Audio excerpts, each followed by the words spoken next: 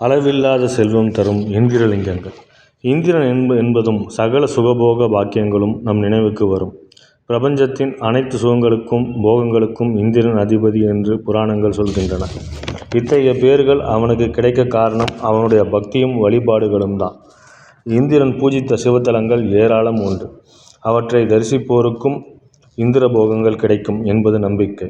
நாமும் அபூர்வமான இந்திரலிங்கங்களை தரிசித்து மகிழ்வோம்.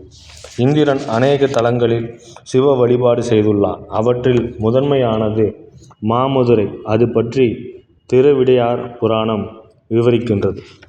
ஒருமுறை இந்திர சபைக்கு தேவருக்கு பிரகஸ்பதி வந்தபோது இந்திரன் தேவ மங்கையரின் ஆடல் பாடல்களில் கழித்திருந்தான். குருவின் வரவை கவனிக்கவில்லை. ஆகவே குரு தேவலோகத்தை விட்டு வெளியேறினார். குருவொருள் இல்லையேல் நன்மைகள் முன்னேற்றம் ஏது? இந்திரனும் தேவர்களும் துன்புற்றனர். அடுத்தடுத்து தோல்விகளையே சந்தித்தனர். அப்போது வேள்வி ஒன்றும் ஏற்பாடு செய்திருந்தனர்.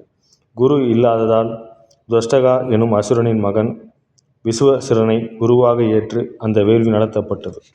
அவனோ மனதுக்குள் அசுரர்களுக்கு நன்மை உண்டாக வேண்டும் என்று வேண்டினான். வேள்வியை நடத்தினான். அதனால் இந்திரனால் கொல்லப்பட்டான். இதை அறிந்த அவனுடைய தந்தை இந்திரனை பழிவாங்க ஒரு வேள்வி செய்தான். அதிலிருந்து விருத்திராசுரன் தோன்றினான். தசீசி முனிவரின் முதுகெலும்பை பெற்று வல்லமை உடையவான புதிய வஜ்ராயுதம் ஒன்றை செய்து அதன் மூலம் விருத்திராசுரன் இந்திரன் வதைத்த கதையை அறிவோம். ஆக விருத்திராசுரனையும் வேதத்தில் வல்ல விசுவசனையும் கொன்ற பாவம் இந்திரனை வருத்தியது. இதிலிருந்து விடுபட அவன் வழிபட்ட கடம்பன் ஈஸ்வரரே மதுரையில் குடிகொண்டிருக்கும் சொக்கநாத பெருமான் ஆகும். இன்றைக்கும் ஆண்டுதோறும் மதுரை கோவிலில் சித்ரா பௌர்ணமி அன்று இந்திரன் இங்கு வழிபாடு செய்கின்றான் என்பர். இங்கு அட்டத்திக்கும் பாலகருடன் இந்திரன் திருவுருவம் உள்ளது.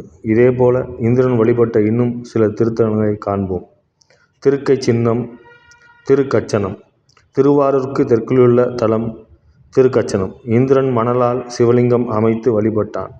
பிறகு அந்த லிங்கத்தை பற்றெடுத்து முயன்றான். அது நகரவில்லை. எனினும் லிங்கத்தில் இந்திரனின் கை சின்னமாக பதிந்தது. பெருமாள் இங்கே கைச்சின்னநாதர் என்றும் அம்பிகை வெள்ளை நாயகி என்றும் வணங்கப்படுகிறார்கள். சிவபெருமான் இங்கே இந்திரனுக்கு தியாகராஜராக காட்சியளித்தார்.